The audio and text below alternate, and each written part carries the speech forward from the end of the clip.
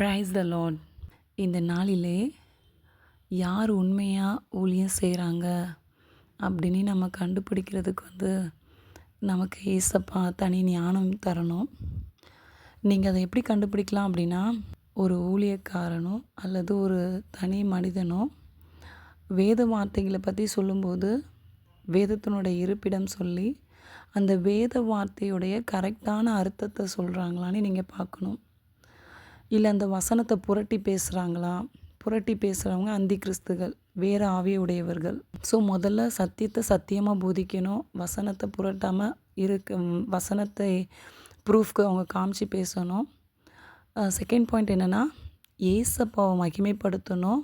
அப்படி ஏசப்பாவை பற்றி அவங்க பேசவே இல்லை அப்படின்னா அவங்க வேறு ஆவியுடையவர்கள். நம்ம அதை பகுத்தறியணும். இப்போது ஒரு மனிதனுக்குள்ளே பரிசுத்த ஆவியானவர் இருந்தார் அப்படின்னா, ஆண்டவர் இயேசுவை குறித்து தான் பரிசுத்த ஆவியானவர் மேன்மையாய் பேசுவார். அதை வைத்தே நீங்கள் கண்டுபிடிச்சிடலாம் இந்த மனிதன் எந்த ஆவியை உடையவன் என்று. மூணாவது பாயிண்ட்டு, பரிசுத்த ஆவியானவர் எப்போவுமே ஏசப்பாவுடைய மரணத்தை பற்றி பேசுவாங்க.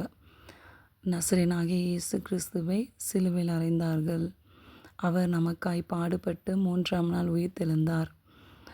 நாம் நம்மளுடைய பாவங்களை அறிக்கை செய்யணும், மனம் திரும்பணும், மனம் திரும்பி பாவ மன்னிப்பு பெற்று ஞான ஸ்நானம் பெறணும். இந்த சத்தியத்தை பரிசுத்த ஆவியானவர் நம்மக்கிட்ட சொல்லுவாங்க.